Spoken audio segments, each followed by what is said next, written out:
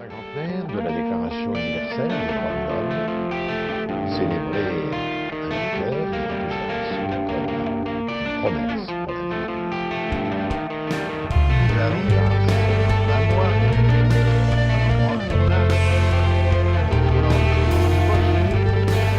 d'apprendre la main. En vérité, qui le croit réellement? Personne ne peut. Bonsoir, bienvenue sur La Brèche TV pour cette 9e émission, toujours en direct de la maison de quartier de Bagatelle, mais cette fois devant la maison de quartier de Bagatelle, en plein air, avec le soleil levant et les avions qui vont nous interrompre de temps en temps. On essaiera de faire au mieux. On est ravis d'accueillir plusieurs associations aujourd'hui pour parler de la solidarité, et notamment Max qui nous a rejoint et qui va co-animer cette émission avec moi. Est-ce que tu peux te présenter, Max ? Bien sûr, bonjour. Max, du coup psychologue à l'association Partage, qui est une maison des chômeurs et un centre social associatif. Voilà, du coup, on intervient beaucoup avec cette notion de solidarité, notion pour laquelle on vous a invité. Donc, 4 associations. Je vais vous laisser vous présenter très brièvement, en 1 minute 30 si c'est possible. Je vous laisse la parole. Peut-être. Bonsoir, je m'appelle Mathilde Vier, je suis la responsable du Red Serre 31. C'est un réseau étudiant qui s'est créé en octobre 2016 et qui gère un soutien aux réfugiés et aux exilés qui sont dans la région toulousaine. Donc on a 4 pôles d'action que j'expliquerai un peu plus tard. Notre but principal, c'est de lutter contre l'isolement social des réfugiés en leur permettant d'apprendre le français, de créer du lien entre les bénévoles et les réfugiés, et de pouvoir les intégrer dans toutes les questions de la ville toulousaine et de leur rendre une place d'humain et essayer qu'on ne les considère plus comme juste des migrants qui traversent la Méditerranée, mais comme des hommes, des femmes et des enfants. Bonsoir, donc moi c'est François Picmal, je suis de l'association Droit au logement, le DAL à Toulouse. Voilà rapidement, le DAL, on accueille et on fait de l'accès au droit pour les personnes qui ont des problèmes de logement. Donc on le fait notamment à la maison de quartier de Bagatelle, mais aussi ailleurs à Bellefontaine et à Saint-Michel-en-Palot, mais ça peut être dans d'autres quartiers également. Et avec ces gens, on fait un suivi administratif, voire judiciaire, quand on peut attaquer soit l'État, soit la mairie, soit l'office HLM, parce qu'il ne serait pas dans son bon droit. Mais surtout, notre but, c'est de rassembler les gens qui ont des problèmes de logement pour faire des actions collectives et se rendre visibles et obtenir des négociations et des avancées, de nouveaux droits pour les personnes. Je vais donner un exemple rapidement. Ici, il y a eu beaucoup de luttes de femmes du quartier qui demandaient des droits de mutation à Habitat Toulouse, puisque c'est peut-être Franck Biazotto qui passe en avion pour empêcher de parler, puisque beaucoup d'entre elles, c'était notamment des Chibanias, elles se retrouvaient dans des appartements qui étaient trop grands, des T3, des T4, des T5, dont elles n'arrivaient pas plus à payer le loyer parce que les enfants étaient partis, parce que le mari était mort, et elles demandaient à Habitat Toulouse de changer de logement et d'aller dans des logements plus petits. Et puis à côté de ça, il y avait des jeunes couples qui avaient un enfant, qui allaient en avoir un deuxième, qui eux demandaient à accéder à des T3, T4, et finalement le bailleur mettait des freins à cela ou leur donnait pas de réponse, ce qui fait qu'on se retrouvait dans une situation invraisemblable où les dames qui avaient des appartements trop grands s'en retrouvaient à se trouver surendettées et on leur prétextait leur surendettement pour dire « vous n'avez pas le droit de changer de logement ». Donc on allait occuper à plusieurs reprises Habitat Toulouse ensemble, avec des casseroles, etc. On a obtenu des négociations et on a obtenu les droits de mutation pour les personnes. Donc c'est un exemple concret de lutte collective qu'on met en place.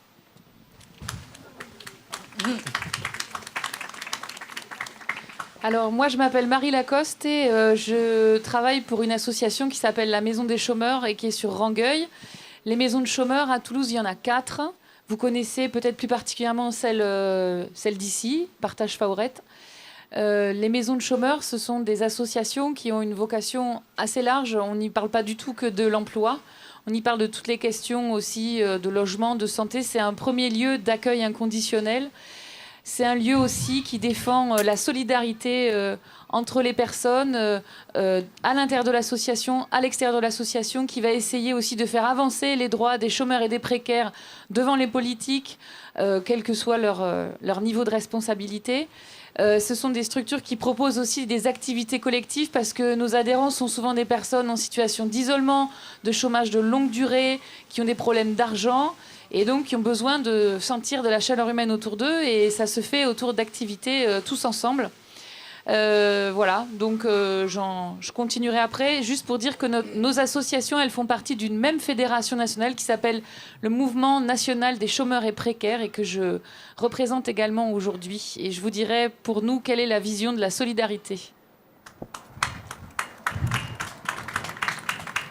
Bonsoir tout le monde, je m'appelle Mehdi Sahel, je représente ici une petite association. Je crois qu'ici on est les petits poussés par rapport à mes camarades là, qui sont autour de moi.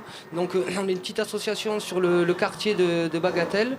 L'idée, ce sont des lycéens, des étudiants, des personnes relativement jeunes qui se prennent en main pour aller distribuer des repas, notamment au SDF.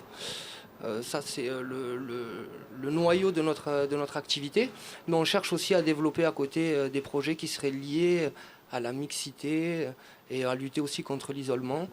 Donc voilà, c'est toutes ces problématiques-là qu'on aborde, et je pense qu'au fur et à mesure du débat, on pourra rentrer dans le détail. Voilà. Merci. Alors, merci beaucoup pour ce premier tour de présentation. Juste avant de lancer véritablement le débat, l'intérêt de ce plateau en extérieur, c'est justement de donner la parole au public. Donc on a Yael qui va se lever en vert, elle a un micro spécialement pour le public. Donc vraiment n'hésitez pas, dès que vous avez envie de prendre la parole, vous levez la main, vous vous levez et on vous donnera la parole. Et je m'engage à couper la parole à nos intervenants. Max, je te laisse lancer. On imagine un petit peu la solidarité comme une notion qui est à la fois abstraite et à la fois complexe. On peut l'imaginer aussi comme une utopie, comme un horizon. Finalement, ma question, ça serait quel est votre horizon à vous, dans vos structures, dans vos associations? Quel est votre horizon, quelle est votre utopie, et quels sont les moyens que vous avez, que vous mettez en place pour y arriver? Alors, on a tout de suite une première question publique. Oui. Madame a très envie de prendre la parole, on va lui donner. Pardon, et comme ça vous laisse 2 minutes pour réfléchir à la question de Max. Vous parlez sans arrêt. Ça marche? Ça marche. Oui. Vous parlez sans arrêt de mixité sociale, mais vous commencez à me gonfler avec ce mot, parce que la mixité sociale, vous l'aurez nulle part si vous ne l'avez pas dans les immeubles. C'est la faute de Habitat 31, Languedocienne et compagnie. Il y a de moins en moins de mixité. Alors, s'il n'y a pas de mixité dans les immeubles, vous ne pouvez pas les avoir dans les collèges et les écoles primaires, etc. Hein. Alors, qu'est-ce que vous comptez faire? Ça, c'est de l'entrée en matière. Je pense que François... C'est peut-être un peu réducteur, parce que si on va dans la continuité de ce que vous dites, la mixité aussi, elle manque dans l'éducation aussi. Hein, mais je pense que c'est important, justement, que des acteurs indépendants de l'État se prennent en main et proposent des actions telles que celle-là, parce que justement, ça permet de développer cet état d'esprit, parce qu'on se rend compte qu'on est dans des sociétés de plus en plus individualistes et matérialistes, et que la notion de solidarité, justement, quelque chose qui devient de plus en plus rare.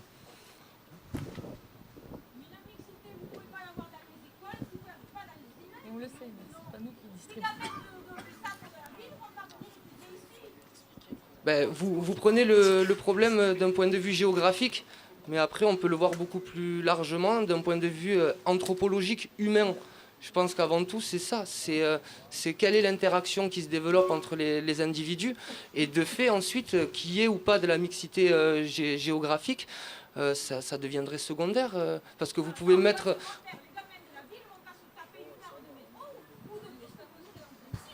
Vas-y, François. Vas-y. Non, mais je crois que nous, on n'est pas responsable des programmes du conseil départemental et du rectorat concernant les élèves des collèges de la Rainerie et de Bellefontaine. Et concernant le DAL, nous, on pense que derrière le terme de mixité sociale, il y a toujours un loup. C'est-à-dire que, parce que ça a été récemment évoqué à Toulouse pour les histoires des collèges. mais dans le logement, c'est bien connu. C'est-à-dire qu'à chaque fois qu'il y a un plan de rénovation urbaine, c'est-à-dire grosso modo qu'on va casser un immeuble pour remettre des logements à la place, qui seront à des loyers plus élevés, pour amener une population qui sera plus riche et chasser ceux qui y vivaient avant, qui étaient plus pauvres, en 4e, 5e, 6e zone, l'argument d'autorité qui est donné et contre lequel on ne peut pas être parce que tout le monde est pour qu'on se mélange, c'est de la mixité sociale, vous comprenez. Et la mixité sociale, c'est devenu le prétexte dans le blabla des politiques pour dire aux plus pauvres, écoutez, vous êtes bien gentils, mais vous vivez assez près du centre-ville, faudrait laisser la place aux cadres ou aux cadres sup d'Airbus qui arrivent dans la ville de Toulouse. Donc nous, c'est notre position sur la mixité sociale, c'est-à-dire on n'a rien contre le fait que les gens se mélangent, bien au contraire, mais on pense que ça ne doit pas être un prétexte à chasser les populations les plus pauvres. Voilà, j'espère que j'ai été clair et que c'est une réponse qui vous convient en tout cas. Notre question de monsieur. Qui parle du chômage. Allô? Allô? Faut mettre bien près le micro. Parler du chômage, c'est bien. Mais comment expliquez-moi le chômage. Et maintenant qu'il dit que la retraite à 65 ans, il y a des chômeurs à 45 ans, 50 ans, et que les vieux ne peuvent pas l'embaucher. Comment ça se fait? Il n'y a plus de chômage à ce combien-là. Au lieu de baisser la retraite à 55 ans, 60 ans, là, il y a travail pour les autres.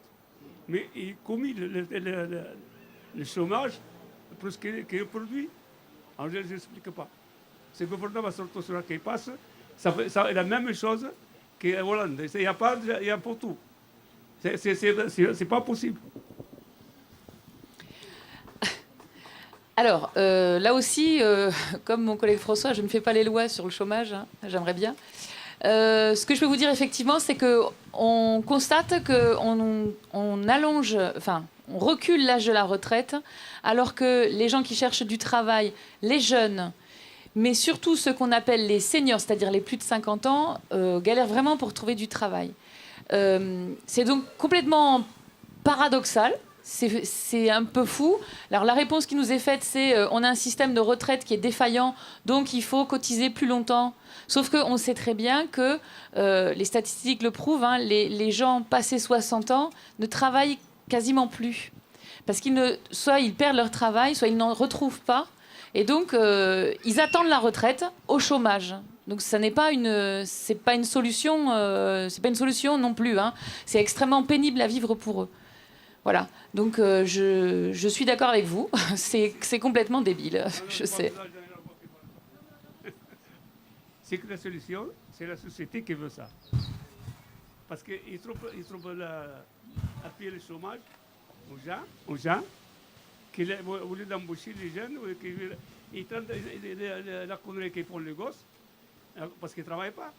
Ils s'ennuient, ils sortent en dessous de la poche, et ils sont obligés de conneries.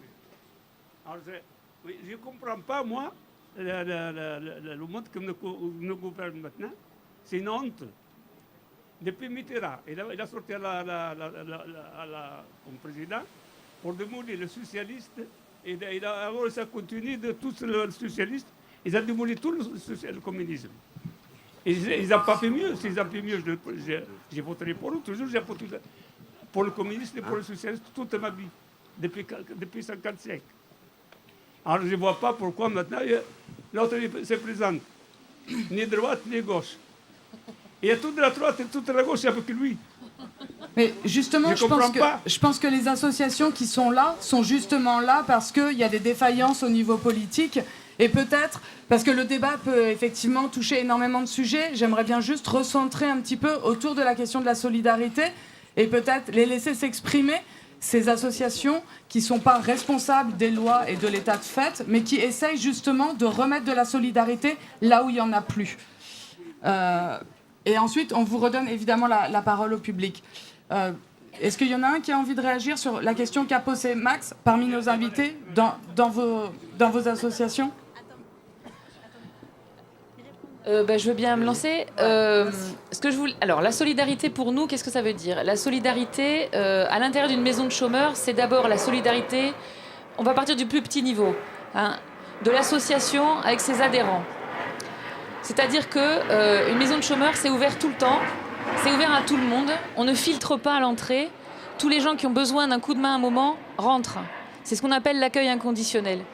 Une maison de chômeurs, c'est un endroit où on est écouté, c'est un endroit où on peut s'exprimer, c'est un endroit où on peut se faire aider aussi, mais c'est aussi un endroit où on peut participer, où on peut retrouver le sentiment d'être un citoyen, prendre part aussi à l'œuvre collective. Donc il y a plein d'adhérents qui deviennent des bénévoles dans les associations de chômeurs. Le deuxième niveau, c'est justement la solidarité des bénévoles envers les adhérents qui passent la porte. C'est extrêmement important. Chez nous, les bénévoles, c'est que des chômeurs. Alors, certains, ils vont rester longtemps, d'autres, ils vont retrouver du travail, et tant mieux pour eux.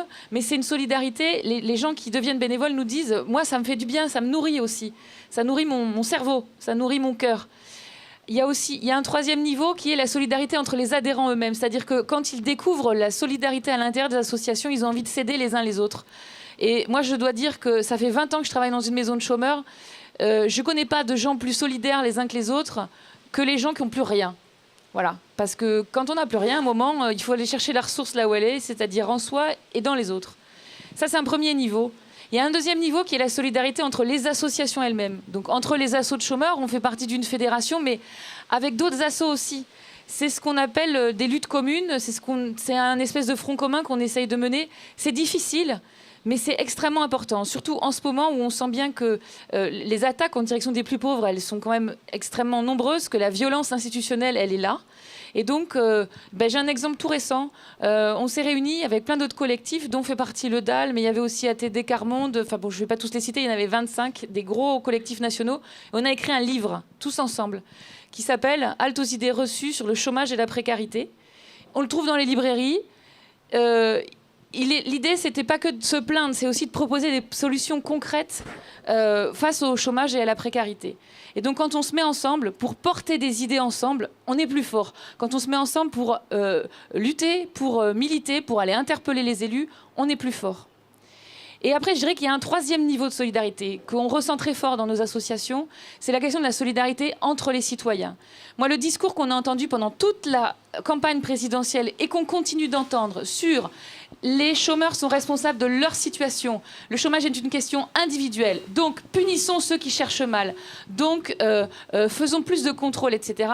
Moi, je trouve ça répugnant. Pourquoi ? Parce qu'on a aujourd'hui un système économique qui favorise le chômage, qui fait qu'aujourd'hui, il y a 6 millions de personnes qui sont soit au chômage, soit dans la grande précarité, qui vivent en dessous du seuil de pauvreté. Et des emplois disponibles, en France, il y en a au bas mot 300 000. Donc 6 millions dans 300 000, ça ne rentre pas. Donc tant qu'on n'aura pas compris ça, tant qu'on n'aura pas compris que la question de l'emploi, c'est une question collective et que ça n'est pas la personne en cherchant comme un dératé du soir au matin qui va forcément trouver un travail, voilà, tant qu'on n'aura pas compris ça, on continuera à véhiculer des discours qui, je pense, sont dangereux pour cette solidarité entre les citoyens. Parce que du coup, il y a beaucoup de gens qui écoutent trop les médias, qui écoutent trop certains discours assez nauséabonds et qui finissent par dire « Ah ben c'est vrai, les chômeurs, c'est tous des feignants, c'est parce qu'ils ne cherchent pas, etc. » Ça suffit. Qui viennent voir dans les maisons de chômeurs, qui viennent voir ce que c'est la réalité de ces personnes-là. Voilà.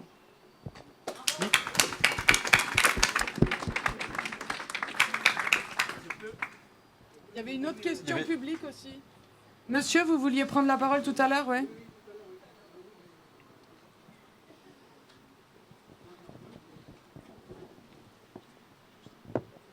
On essaye de donner la parole à des gens qui ne l'ont pas déjà prise. Attention, oui, pardon. Oui, bon, je m'approche alors. Non, le micro plus près. Oui, je vais peut-être prendre un peu, je vais un peu décaler, je vais revenir sur le débat précédent. Sur le chômage, je vais approuver, et je vais dire aussi qu'à un moment donné, il y a des gens qui cherchent surtout des rentabilités à deux chiffres, et que c'est peut-être pour ça qu'il y a des chômeurs. Et il faudrait peut-être s'attaquer un jour à ceux qui ont de l'argent, non pas à ceux qui n'en ont pas. Mais je voudrais poser le problème, je voudrais rebondir sur le problème qui a été posé par le camarade du DAL. Il pose un problème en disant oui, il faut reloger les gens, oui, quand on détruit, il ne faut pas essayer au relogement. Et là, il y a un débat. Et ce débat, j'aimerais bien qu'on le mène un jour jusqu'au bout. C'est de savoir si on doit reconstruire les logements sociaux toujours dans les mêmes quartiers, c'est-à-dire des ghettos à 100% sociaux, hein, parce que c'est des ghettos qu'on fabrique, ou alors se poser la question effectivement de la mixité. Et la mixité, le problème a été bien posé. Mixité, c'est-à-dire d'amener des gens peut-être plus riches, qui ont d'autres moyens dans les quartiers, de les reloger dans ces quartiers, en relogeant les gens qui ont des problèmes sociaux et en créant des logements sociaux dans les quartiers aisés. Parce que le problème de fond, il est là. C'est-à-dire qu'on dit qu'il faut 25% de logements sociaux sur les villes, c'est du moins l'objectif. Mais ce n'est pas 25% sur la ville, simplement 100% dans certains quartiers et 0 dans les autres. Je veux dire qu'il faut qu'aussi, nos chers riches, ils apprennent effectivement à côtoyer les gens qui sont dans la merde, qui ont des problèmes, et qu'effectivement, c'est peut-être comme ça qu'on aura les écoles mixtes, c'est peut-être comme ça, effectivement, qu'on évoluera. Je voudrais parler d'une autre mixité, parce que là aussi, il y a un ostracisme qui est en train de se créer et qui est grave. C'est qu'on on crée effectivement une communautarisation des cités. Et aujourd'hui, ça, c'est grave, parce qu'il y a un repli qui se fait obligatoirement. Hein, quand les gens sont entre eux, à un moment donné, ils se replient. Ça crée une exclusion pour ceux qui ne sont pas dans la communauté, et ça crée des clivages qui font effectivement du racisme, qui font le vote extrême qu'on en a pu voir pour une dénommée Marine, mais qui n'est pas si bleue que ça. Oui, il y a vraiment un problème de fond. Alors, il faudrait reparler de la mixité, et je ne peux pas. Moi, en tant que membre du comité de quartier, je suis du comité de quartier Papus Tabar-Bordonong, je ne peux pas accepter aujourd'hui, effectivement, qu'on me dise « Eh bien, si on doit reconstruire, c'est chez vous et c'est pas ailleurs ». Et non, les logements sociaux, il faut les construire ailleurs. Chez nous, effectivement, il faut peut-être plus penser à la mixité sociale, il faut peut-être plus penser à amener des gens qui ont effectivement un peu plus de moyens, de façon à ce que, effectivement, ces sociétés arrivent à être plus mixtes et qu'on arrive un peu à cohabiter, parce que comment faire? Moi, je veux bien, j'entends le discours du département qui dit « Oui, les collèges, il faut les déplacer. Il faut déplacer les élèves pour qu'effectivement, ils rencontrent des gens de notre niveau social. » Mais moi, je dis « Stendhal, ce serait bien s'il y avait des quartiers mixtes. » Mais malheureusement, Stendhal, c'est pas bien parce que c'est pas un quartier mixte et parce qu'effectivement, ça pose un problème. Non pas que les enseignants ne soient pas bien, non pas que la structure soit pas bien, mais parce que c'est difficile d'enseigner là-dedans et c'est difficile d'y apprendre.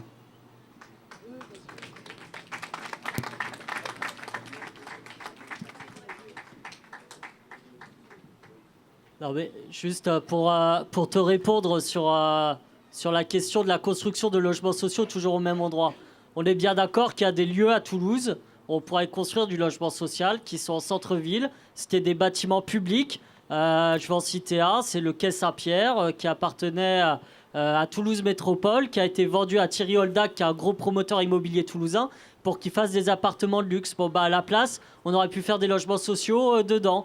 Il y a le Fidelio, grand immeuble vide depuis plus de 6 ans près de la Halle aux Grains, qui fait 5500 mètres carrés, qui a été vendu par Habitat Toulouse à une filiale de Vinci pour faire des appartements étudiants et certainement pour des étudiants qui ne viennent pas du Mirail. On est bien d'accord là-dessus, il n'y a pas de souci. Simplement, ce que je disais sur la mixité sociale, c'est que le problème aujourd'hui, c'est que c'est un mot, c'est un terme galvaudé. C'est-à-dire qu'aujourd'hui, quand on nous dit c'est de la mixité sociale, ça ne veut pas dire qu'on va mélanger les populations, ça veut juste dire qu'on va chasser certaines populations pour en amener d'autres. Et c'est bien ça le problème qu'on a aujourd'hui. Et il sous-tend aussi quelque chose d'idéologique chez les politiques. C'est-à-dire que c'est une manière de dire aux pauvres, aux gens qui sont pauvres, qui sont modestes, écoutez, si vous ne savez pas vous comporter entre guillemets correctement, on va vous mettre un riche à côté de vous et puis lui, il va vous montrer le bon exemple. Alors je suis désolé, mais c'est pas en mettant Jérôme Cahuzac à côté d'un hall d'immeuble où il y a du chouf qu'on va donner le bon exemple aux gamins qui font du chouf. Hein. Je veux dire, les riches n'ont pas de leçon d'honnêteté à donner aux pauvres. Et ça, pour nous, au DAL, c'est clair. Donc ça suffit, là, les leçons, on est en costard, on vient vous dire, ça va mieux se passer. Et ensuite, et je finis. Pour les collèges, eh bien, pourquoi les élèves de Fermat ne viennent pas au collège de Bellefontaine dans des sections d'élite européennes, etc. Pourquoi on ne voit jamais le problème de ce côté-là? C'est jamais aux riches de s'adapter à la mixité sociale, c'est toujours aux pauvres. Donc c'est pour ça que je voulais revenir là-dessus. Après, on est bien d'accord, hein. Nous, dans l'idéal, tout le monde se mélange, etc. Mais pour cela encore, faudrait-il faire des logements très sociaux? Puisque aujourd'hui, il y a 3 types de logements sociaux qui sont faits. PLAI, PLS, PLUS. Grosso modo, il y a des très sociaux, il y a des sociaux, et puis il y en a, c'est pour les classes moyennes. Il y a des gens seuls, avec plus de 2500 €, ils peuvent prétendre au logement social. Et on se retrouve dans une situation totalement ubuesque, où en fait, le quartile des gens les plus pauvres n'arrive plus à accéder au logement social parce que les bailleurs, ils se disent « Ah lui, il est pauvre, il va pas pouvoir payer le loyer, je préfère prendre un jeune ingénieur ou un prof, ou etc. etc. » Donc je pense que c'est tout un problème, mais ce serait une vision d'ensemble de la ville et du territoire, à voir comment on fait pour que les gens se rencontrent. Mais on est bien d'accord, hein. Moi je suis pour que les gens se rencontrent et qu'il y ait des échanges. Mais je pense qu'avant de montrer des gens du doigt en disant vous savez pas vivre, etc., on ferait mieux de s'occuper de leur trouver du travail, de ne pas enlever les services publics des quartiers, hein, et de construire des logements sociaux de qualité pour les gens qui vivent ici. Voilà. Il y a une autre question publique?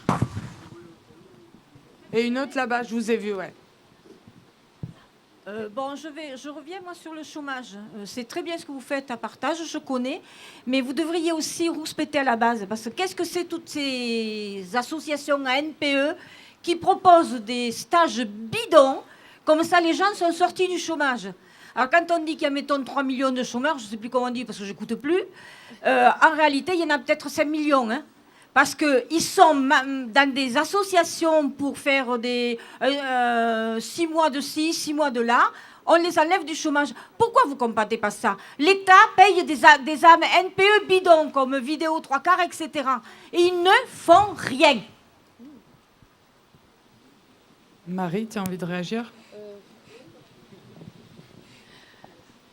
Alors, oui, on combat ça, c'est-à-dire que nous, on essaye quand même de dialoguer avec Pôle emploi. C'est le service public de l'emploi, donc nous, on n'a pas envie que ce service public qui est déjà extrêmement mal vu par la population des chômeurs, et la population en général d'ailleurs, que ce service public finisse par disparaître complètement parce que c'est le dernier service public pour cette population. Par contre, on est bien d'accord qu'il y a un vrai problème aujourd'hui de recours à la sous-traitance. C'est-à-dire que le Pôle emploi n'a pas assez de salariés pour s'occuper correctement des gens et donc il sous-traite une partie à des organismes privés.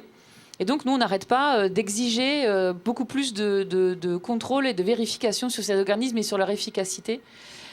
Bon, après, je ne vais pas m'étendre sur la politique globale de l'emploi telle qu'elle est imaginée par Pôle emploi, mais je peux vous dire que nous, on a eu beaucoup à faire cette année entre la fermeture des agences les après-midi au flux, c'est-à-dire qu'en gros, pour aller en agence l'après-midi, maintenant, il faut prendre rendez-vous. On a eu beaucoup à faire, surtout avec la dématérialisation, c'est-à-dire que les relations avec Pôle emploi, elles se passent de plus en plus sur Internet. Donc aujourd'hui, pour rencontrer un être humain, ça devient compliqué. Pour une personne qui maîtrise mal Internet ou qui n'a pas le matériel ou qui n'a pas d'ordi, qui n'a pas de connexion, ça devient carrément l'enfer. Et nous, ça, c'est une tendance qui se généralise, qui n'est pas qu'avec Pôle emploi, qui est avec la CAF, par exemple. Même pour payer la cantine des enfants à la mairie, pour payer ses impôts, ou que sais-je. Et ça, la dématérialisation, c'est un phénomène qui est en train d'exclure une partie de plus en plus importante de la population, notamment chez les plus pauvres. Voilà. Et donc, on insiste beaucoup sur cette question-là, et au-delà, avec le service public de l'emploi. Je peux vous assurer que c'est une bataille longue, parce que Pôle emploi, c'est une énorme machine, que c'est aussi une machine qui a été rendue par le précédent président extrêmement politique. Vous saviez que les chiffres du chômage, ils étaient scrutés à la loupe, puisque Hollande en avait fait une condition pour se représenter ou pas. Donc tout a été extrêmement tendu autour de la question du Pôle emploi. Moi, mon angoisse aujourd'hui, c'est quand j'entends certains membres du gouvernement dire qu'ils veulent supprimer Pôle emploi et tout privatiser. Ça, par exemple, je trouve que ce serait une aberration totale. Voilà, donc il faudrait faire un autre débat spécial sur cette question-là. Merci. On avait une question publique. Ouais. Oui, bonjour. Donc, moi, je m'appelle Mourad. J'ai habité Bagatelle 10 ans, donc je connais bien les problématiques.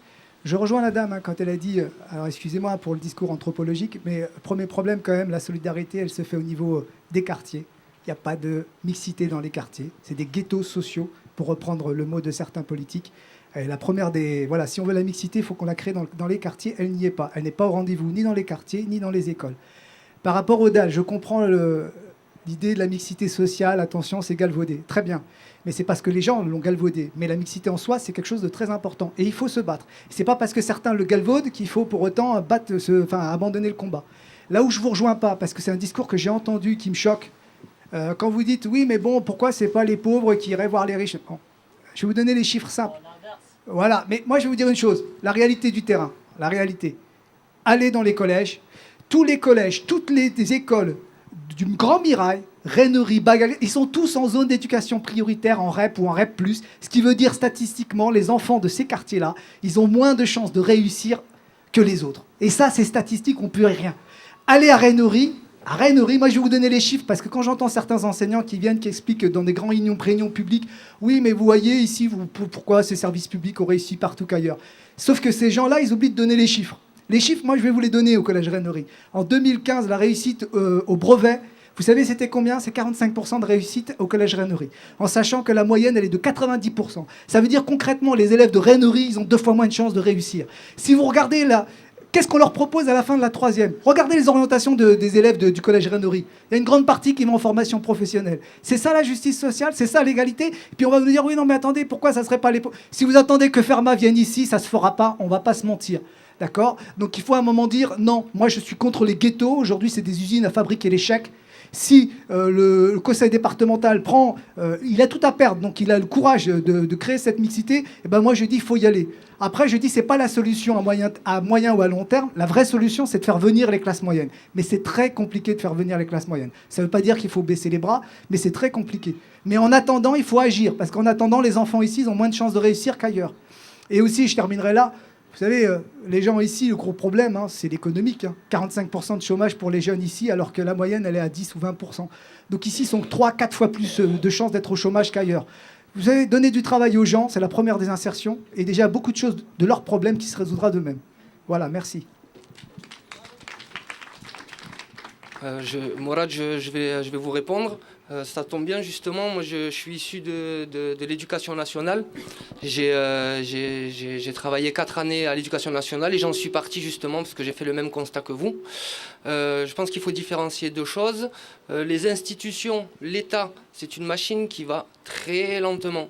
Et je pense que des personnes comme nous ici, on essaye de boucher les trous, ou du moins pendant ces phases de réforme. Donc vous parlez par exemple de faire venir les classes moyennes. C'est très bien, mais comment on fait? Quel temps ça prend? Et en attendant, les ghettos, comme vous dites, ils se ghettoisent encore plus et on n'avance pas. Donc l'idée, quand on est dans l'associatif, c'est justement d'essayer d'apporter une réponse là, dans l'urgence, mais nous, on n'est pas élus. Donc voilà, on fait avec les constats qu'on fait sur le terrain. Je suis tout à fait d'accord avec le fait qu'il y a une reproduction sociale, c'est-à-dire que dans les quartiers, il y a moins de réussite, alors qu'à Fermat, bien sûr, on réussit mieux. Mais justement, l'Agitus, l'association que je représente aujourd'hui, parce que justement, c'est pas moi qui l'ai créé, ce sont des lycéens du lycée du quartier, de Rive-Gauche. Ce sont des jeunes qui ont rencontré des difficultés dans le milieu scolaire, justement parce qu'elles n'étaient certainement pas au bon endroit, au bon moment, mais c'est pas pour autant que ces personnes n'ont pas des valeurs ou n'ont pas quelque chose en elles. L'idée de l'Agitus, justement, c'est d'essayer de valoriser ces personnes-là en dehors du cadre institutionnel, puisque le cadre institutionnel, il freine les choses. Donc moi je pense qu'il est de bon ton de se prendre en main, de prendre ses responsabilités, et là où l'État faillit, c'est à nous les citoyens d'apporter une réponse. Je répète, dans l'urgence, on n'est pas des élus, on n'a pas les budgets qu'ils ont. Mais les gens que vous avez aujourd'hui en face de vous, ce sont des personnes qui sont dans le milieu associatif, donc pas des politiques. Donc je veux dire, les constats que vous faites depuis tout à l'heure, on les a fait en amont. Et c'est pour ça qu'on s'est investi. C'est pour ça qu'on passe du temps sur le terrain, justement. Et c'est aussi pour ça qu'on vient ici, parce qu'on sait qu'on peut rencontrer à la fois la population et à la fois les candidats ou les élus. Voilà. Ouais. Merci beaucoup. Et rapidement, juste pour vous répondre, la décision, enfin moi je pensais pas qu'on allait aborder ça, ce thème des collèges, mais il est intéressant pour le quartier. Après, le DAL, c'est pas notre domaine de prédilection, c'est le logement. Ça nous empêche pas d'avoir été aux réunions publiques dès le départ, initiées par le rectorat et le conseil général. Je peux vous dire qu'en termes de paternaliste, sur la vision qu'ont ces gens-là, des personnes qui vivent dans les quartiers, on est pas mal quand même, et de stigmatisation aussi. Et puis, si cette décision était si populaire, je pense pas qu'il y aura un mouvement de fond des mères de famille, des élèves de la Rainerie et de Bellefontaine depuis des mois maintenant sur cette question, dont certaines qui refusent d'aller inscrire leurs fils et leurs filles dans des établissements qui sont parfois à une demi-heure, 3/4 d'heure, 1 heure de leur domicile. Et après, nous, la vision qu'on en a au niveau du logement, c'est que dans tous les quartiers où on a enlevé des services publics, je ne vois pas en quoi ça va améliorer la réussite des enfants qui y vivent. premièrement. Et dans tous les quartiers où ça s'est passé, ça a été un moyen pour que les gens les plus pauvres qui ont des enfants se disent puisqu'il n'y a plus de collège, moi je vais déménager, je vais aller à côté parce qu'en temps de travail, de mon travail, quand on a un travail, jusqu'au collège, jusqu'à mon domicile, ça me fait plus longtemps en termes de déplacement. Donc si j'ai des petits-enfants qui arrivent, qui sont en primaire, qui vont arriver au collège, il n'y a plus de collège dans mon quartier, je déménage. Et c'est comme ça, à la Coudray, à Poissy, ça s'est passé comme ça. Hein. Il y a le collectif contre les démolitions qui s'est mobilisé longtemps. Ça a commencé par les collèges. On supprime les collèges, on supprime la population et on met des gens plus riches à la place. Et il n'y a plus de mixité sociale à la fin. Il y a juste des gens qui partent pour laisser la place à d'autres personnes. Alors après, moi je suis d'accord, hein. Je suis pour qu'on se mélange, etc. Mais les mêmes qui viennent dire il faut de la mixité sociale et au nom de cette mixité sociale, écoutez, on va vous fermer des collèges, vous allez vous déplacer, c'est les mêmes qui ont détricoté la carte scolaire à l'époque et qui font en sorte qu'aujourd'hui, il n'y a plus de mixité dans les établissements. Donc le mélange, il n'y a pas de souci. Nous, au DAL, on est pour, mais dans le respect des plus modestes et des plus pauvres. Voilà. Je vais rajouter un tout petit mot. Toujours pareil, bon, Mourad, je m'adresse à tout le monde, mais c'est par rapport à ce que vous avez dit tout à l'heure. Je trouve que ces discours par rapport à la ghettoisation et derrière des projets vagues sont très dangereux. Parce qu'ils sont contre-productifs, pardon, et justement, ils mènent à la victimisation. C'est quelque chose que j'ai constaté dans l'éducation nationale, lycée de quartier. Beaucoup de personnes n'avancent pas parce que de fait, elles pensent qu'elles n'arriveront jamais là où elles aimeraient arriver. En attendant, on fait quoi ? C'est pour ça, encore une fois, je reviens sur l'associatif, que c'est important qu'il y ait des mouvements, qu'il y ait des projets qui se montent pour que ces personnes-là... il n'y a pas qu'avec le foot ou le rap qu'on peut s'en sortir quand on est de quartier. Ça, j'en suis intimement convaincu. Donc il faut offrir des solutions, des portes de sortie, puisque... l'État met énormément de temps à faire les choses. On peut comprendre, c'est une grosse machine au niveau national. Mais en attendant, voilà, se dire, oui, c'est de pire en pire, il faut que ça change. Oui, mais en attendant, on reste statique.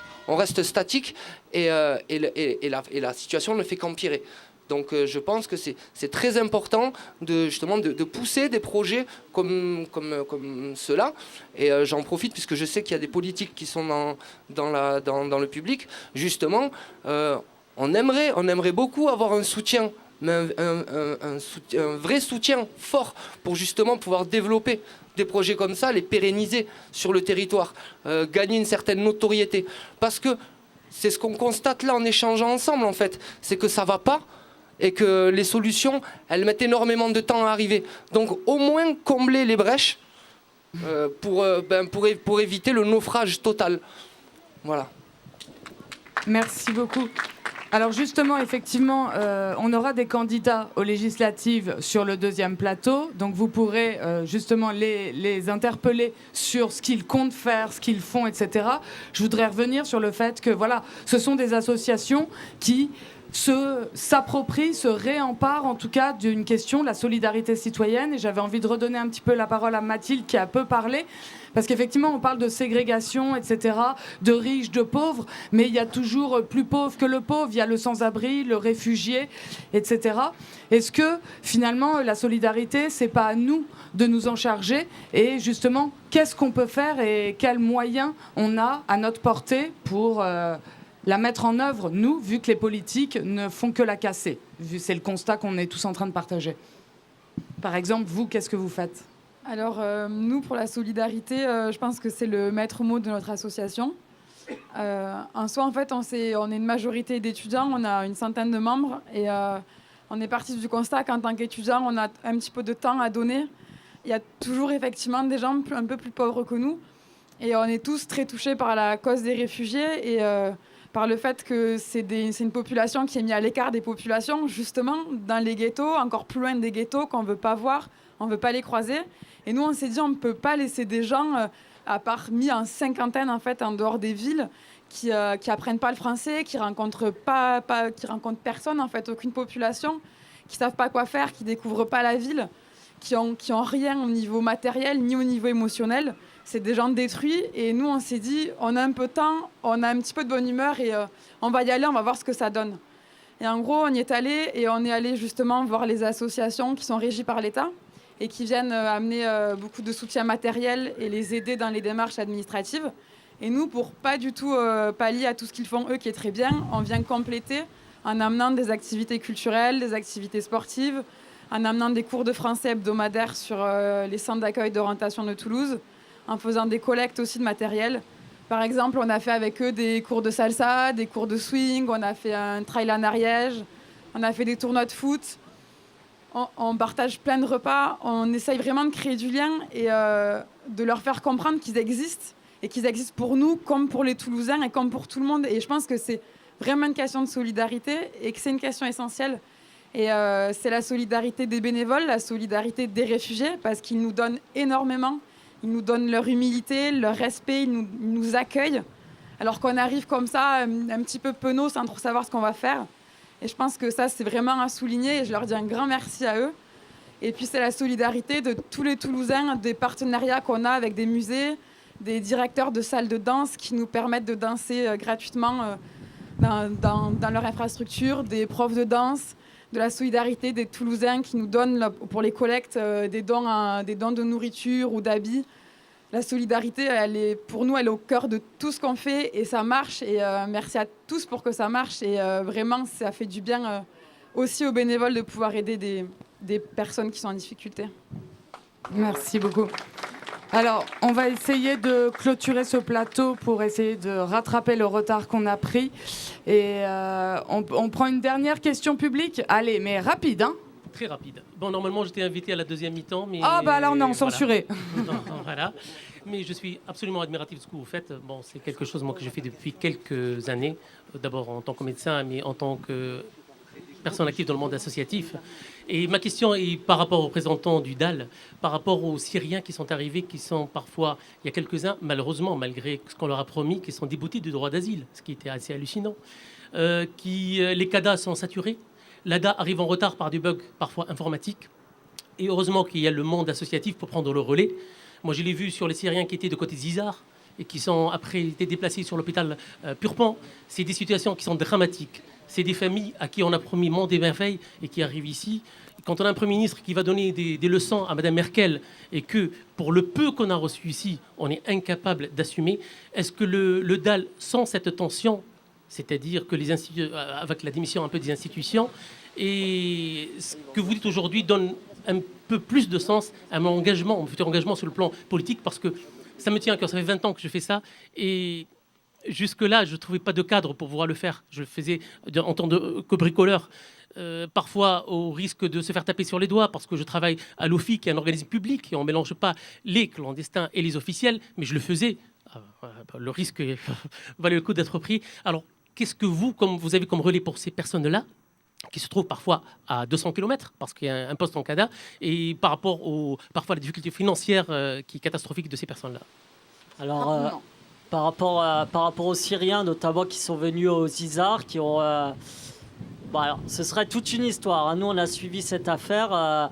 C'était un bâtiment d'Habitat Toulouse qu'ils ont squatté avec les locataires d'Habitat Toulouse qui étaient dans l'autre aile qui ne voulaient pas partir. Quand on parlait de rénovation urbaine tout à l'heure, bon, l'immeuble a été détruit, ils ont été déplacés en CADA certains, mais nous, si vous voulez, la saturation qu'il y a eu au 115 ces dernières années, puisque aujourd'hui, quand vous êtes à la rue, vous appelez le 115 et il y a 80% à 90% de refus, elle est liée à ce que vous dites, c'est-à-dire au fait que les places de centres d'accueil de demandeurs d'asile n'ont pas été augmentées en conséquence et qu'on s'est retrouvé avec beaucoup de gens à la rue. Donc nous, on a suivi un petit peu le cas des Syriens des Izar, mais il y avait beaucoup d'associations qui suivaient, donc ça n'a pas été une lutte du DAL, hein, ça a été une aide ponctuelle.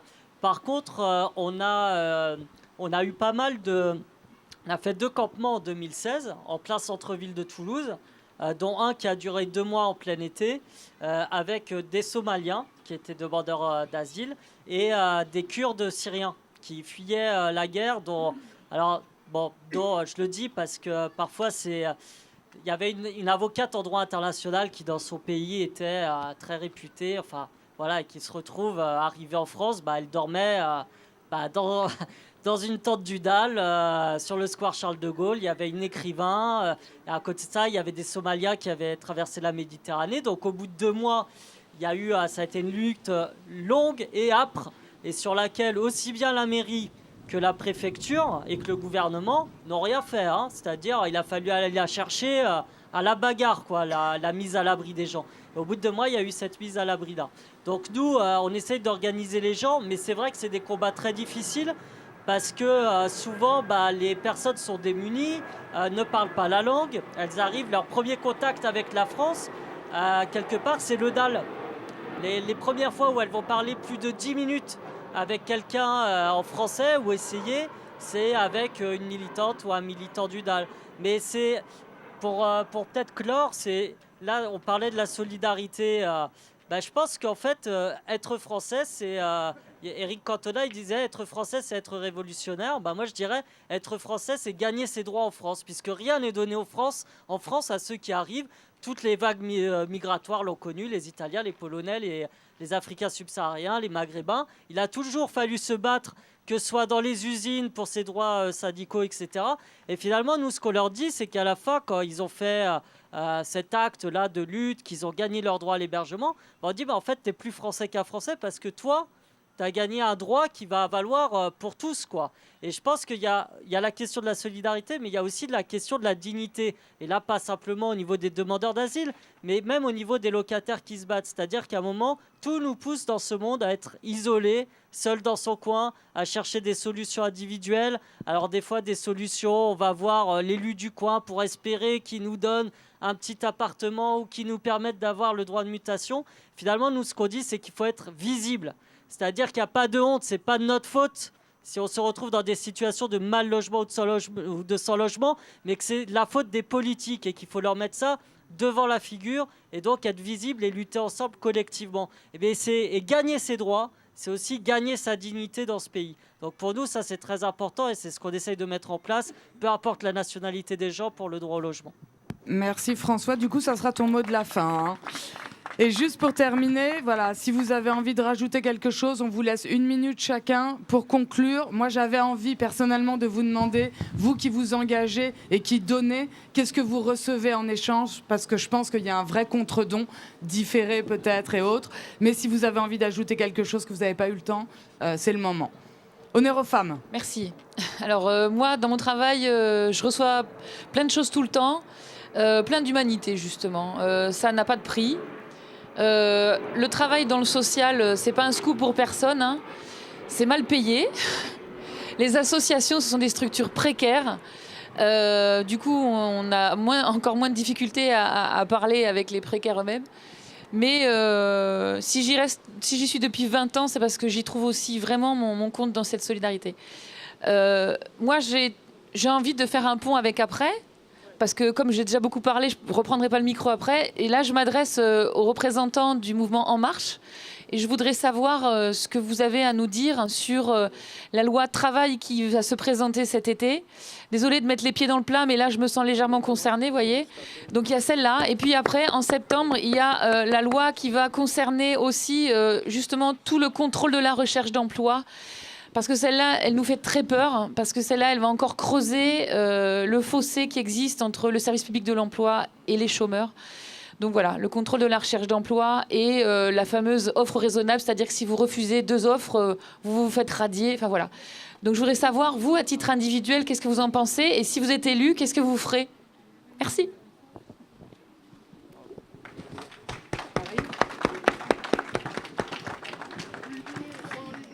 Du coup, moi, pour conclure très vite, je pense qu'on rejoint très clairement ce qu'elle vient de dire aussi, c'est que ce qu'on gagne en échange, c'est de l'humanité, de l'humilité et du respect. Et effectivement, ça n'a pas de prix, mais aucun prix. Je pense que c'est le meilleur du travail ou du bénévolat qu'on puisse faire, c'est de donner à des gens. Pour aussi poser des questions aux politiques d'après, je pense que tout le monde le sait ici, mais c'est du devoir de la France d'accueillir des personnes qui fuient la guerre.